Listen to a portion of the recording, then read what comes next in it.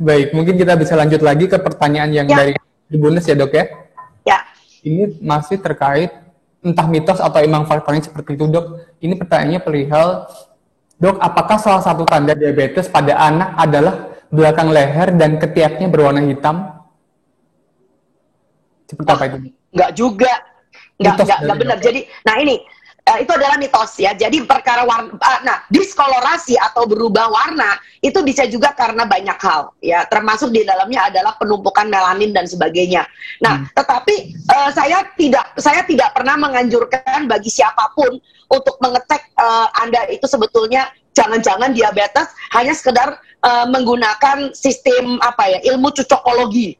Ya, dicucuk-cucuk kayak gitu loh ya. Kayak gini kayaknya gini, enggak. Jadi saya udah bilang, satu-satunya cara untuk mengetahui Anda diabetes atau tidak, izinkan saya mengulangi lagi adalah dengan pengecekan gula darah. Dan ini adalah yang kita anjurkan, tentu saja gula darah kalau bisa periksanya di laboratorium. Ya, orang normal itu gula darah puasanya di bawah 126. Setelah puasa paling tidak 8 jam. Ya, lalu begitu Anda kemudian diberikan GTT, glucose tolerance test atau tes toleransi gula, itu dengan minum 75 gram gula dilarutkan dalam 1 gelas air 250 cc, itu dalam waktu 2 jam setelah Anda minum air gula itu, gula darahnya tidak boleh lebih dari 200 mg per desiliter. Dan yang ketiga adalah patokannya tentu saja HbA1c, saya udah bilang tadi. Ya, jadi yang disebut dengan borderline untuk diabetes adalah angkanya 6,5.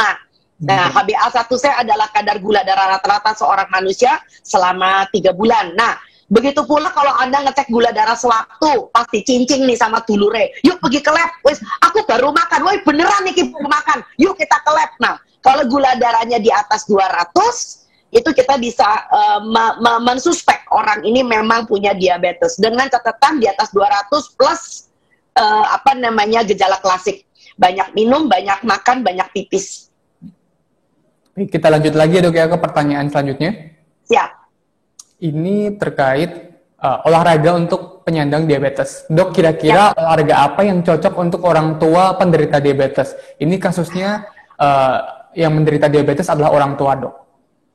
Ya, kalau mau dibilang tua, saya 56 tahun juga dibilang tua, nanti tuanya seberapa. Oke, barangkali demikian ya. Kita nggak bisa ngomong olahraga yang cocok apa. Kita juga mesti lihat orang diabetes itu kondisinya seperti apa. Kalau misalnya beliau itu orangnya fit dan senang olahraga sejak muda, maka segala macam jenis olahraga kardio itu sangat dianjurkan. Kardio itu termasuk jalan cepat, pakai sepeda statis, pakai cross trainer, pakai treadmill, itu dianjurkan. Ya, tetapi kalau misalnya nih orang tua ini juga karena diabetes barangkali matanya mulai lamur, ya lamur, mulai buram, ya. Kalau jalan hati-hati kesandung, ya kan? Atau ini nenek-nenek yang kalau jalan juga modelnya nanak nunuk, dan ya pokoknya bisa keserimpet lah kalau naik sepeda gitu loh ya. Ya nggak bisa dipaksain. Dan yang kedua yang lebih penting adalah Anda juga harus bisa ngecek apakah para senior ini juga punya pengentalan darah. Nah, ini yang suka ngeri, Mas. Kadang-kadang kita pernah dengar ada cerita bahwa orang ini kelihatannya fit, kayaknya sehat, mati di lanyuma, tapi biasanya itu karena ada trombus artinya bekuan darah lepas karena dia sudah sepak bola, main tenis, atau lari misalnya.